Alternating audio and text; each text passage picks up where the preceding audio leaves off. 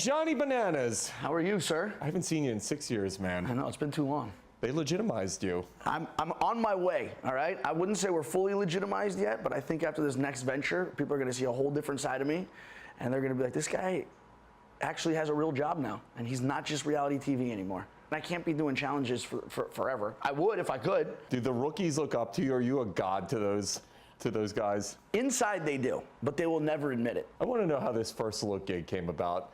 The way I imagine this pitch is you come in and you're like, I already do crazy stuff. Just let me do it on TV for you guys. Essentially, they're putting me in all these wacky, out there scenarios that most people never have and never will be involved in. For example, I sumo wrestled a 600-pound sumo wrestler. I dressed in drag and stripped at a burlesque show. I became an LA Rams cheerleader. I am now a certified cannabis sommelier. I mean, just a couple weeks ago, I was in Florida and we were at this NFL training facility. And I'm working out with Travis Kelce, Marquise and Mike Pouncey, Mark Ingram. I mean, some of the NFL's top football players. And they're beasts. I got my ass kicked, dude. Well, I made TMZ because they literally filmed me getting my ass handed to me by like these monsters. I remember watching Fallon. And this is when Fallon had essentially become the king of late night. And he loves you, obviously. Yeah. And I remember him talking about you, and then he brings you out on the show. And to me, that was the moment where Johnny Bananas was like mainstream famous in my mind. When was that moment for you? That same moment is what really, hit home for me. Fallon actually like sent for me. He was like, I want this guy to be on the show. So meeting him, being in the green room, him coming in and him being as excited to meet me as I was to meet him, for me was like mind blowing. What do you think about The Real World coming back? I hope they go back to the original recipe, which was very simple. If it ain't broke, don't fix it. And I think that's where The Real World went wrong. I think they got too gimmicky. What do you think about the Jersey Shore era and what it ushered in? I think, in a lot of ways, like I said, it's essentially the Real World formula with a bunch of, degenerate meatheads from New Jersey in a shore house. And and again, I think it's not complicated. You know what I mean?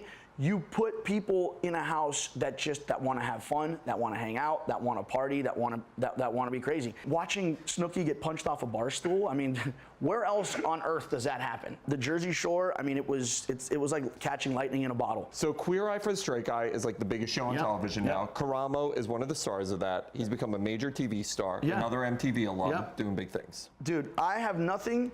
But I knew Karamo. I've met Karamo a few times. I've seen him host before, and I've always said that, like, there are certain cast members, again, who I think have a very high ceiling, and he was one of them. Anytime I see an MTV Real World Challenge alum doing amazing things, it's like it makes my heart happy. I remember being at a bar with Santucci one time, and I'll never forget every girl in the bar, essentially, and you're watching it. You're like, it's like an audience, and they're literally lining up to meet this guy. You got to walk me through when you're in a situation like that. How do you even date from that point forward? How can you have a normal dating life? You can't. I've been home after the last challenge. I've been home for a total of like 9 days in the last 3 months. So I'm constantly on the road. I was in a 5-year relationship that just ended about a year ago, and I think, I don't know, it helped in some ways to keep me grounded, but in other ways it really did, hold me back from being able to experience my full potential, only because, when you're in a relationship, it's like you can't, right now, at the drop of the hat, if they're like, hey, we need you to go to, France for a week, I'm going to Montreal, after this, I'm going to Minnesota after that for weeks on end. If you're in a relationship, there's certain things that you're bound by. Is it difficult to separate the TV Johnny Bananas from the intimate Johnny Bananas? On the challenge, everything, you're always on the defensive, and you never want to be vulnerable,